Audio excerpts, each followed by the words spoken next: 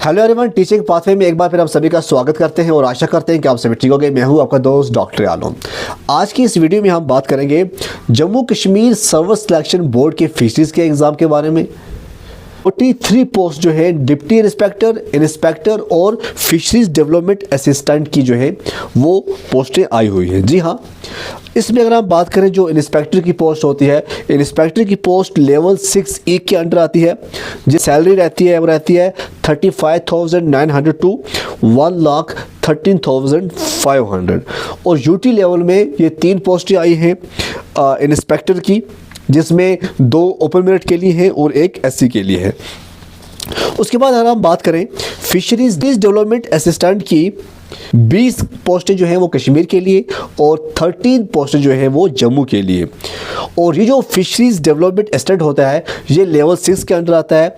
35,400 to 1,12,400 जो है इसकी सैलरी रहती है। और उसके बाद डिप्टी इंस्पेक्टर की जो पोस्टें आई हैं, कश्मीर के लिए 4 पोस्टें आई हैं और जम्मू के लिए 3 पोस्टें आई हैं। और जो डिप्टी इंस्पेक्टर की जो पोस्टें होती हैं ये लेवल 4 के अंदर आती हैं। 25,500 से लेकर 81,100।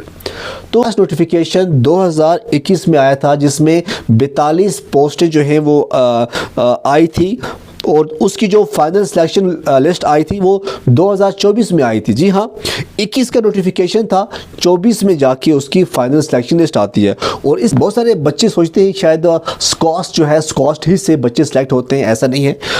तब हमने देखा 2024 में जो सिलेक्शन लिस्ट आई उसमें यूनिवर्सिटी ऑफ कश्मीर से 16 स्टूडेंट थे, जम्मू यूनिवर्सिटी से 8 थे, क्लस्टर यूनिवर्सिटी जम्मू से 1 था, स्कॉस्ट से 9 थे, सेंट्रल यूनिवर्सिटी जम्मू से भी थे और सेंट्रल यूनिवर्सिटी कश्मीर से भी थे। तो इसका ये मतलब है कि ऐसा नहीं है कि यूनिवर्सिटी स्कॉस्ट ही हो तभी जाके आप फिशरीज का एग्ज़ाम दे सकते हैं। हालांकि एलिजिबिलिटी में आपने देखा होगा ज़ूलॉजी आपको सिलेक्ट होना चाहिए BSc में, तो आप एलिजिबल हो जाते हैं डिप्टी इंस्पेक्टर के एग्ज़ाम के लिए। उसके बाद टॉपर था, उसने 136 मार्क्स लाई। बिल्कुल सही बात है, अगर 120 मार्क्स का जो है पेपर रहता है तो 136 मार्क्स कहाँ से आ गए। देखो बच्चों, क्या हुआ था जब एग्ज़ाम हुआ था तब 2 शिफ्टों में एग्ज़ाम लिया गया था। एक मॉर्निंग शिफ्ट थी और एक आफ्टरनून शिफ्ट थी। मॉर्निंग शिफ्ट जो था उसमें टफ पेपर आया था और जो आफ्टरनून शिफ्ट थी और ग्रेड लेवल का पेपर था। अब क्या बच्चों ने शिकायतें की Jammu Kashmir service selection board के चेयरमैन को कि जो पहला पेपर आया था, जो मॉर्निंग सेशन पेपर पूछा गया था, सिर्फ 2 यूनिटों से अबाउट 50 to 60 क्वेश्चन पूछे गए थे और टफ पेपर थोड़ा टफ पूछे गए थे। उसकी अगर कंपेयर करें जो आफ्टरनून था, आफ्टरनून इतना टफ नहीं था। फिर क्या हुआ, Jammu Kashmir service selection board की तरफ से नॉर्मलाइजेशन का जो है वो फार्मूला लगाया गया। ऐसा होता है जब 2 शिफ्टों में एग्ज़ाम लिया जाए, एक शिफ्ट इजी आए एक टफ आए, तब एक फार्मूला लगाया जाता है जिसे हम कहते हैं नॉर्मलाइजेशन फार्मूला।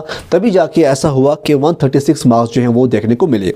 इसमें अगर हम बात करें कैटेगरी कट ऑफ में एक चीज़ देखी गई, SC का जो कट ऑफ रहा वो 71 से 80 के बीच में रहा, ST का 73 से 74 में रहा, RB का 93 से 94 रहा और EWS की अगर हम बात करें 74 से 92 रहा।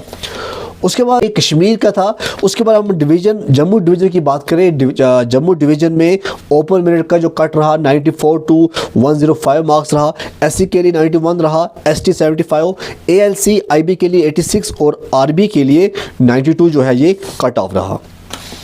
उसके बाद एक और नोटिफिकेशन आती है। जी हाँ, 2022 में एक नोटिफिकेशन आई थी जिसमें 15 पोस्टें थी, 15 पोस्टें थी और इसकी जो सिलेक्शन लिस्ट आती है वो आती है जून 2024 में।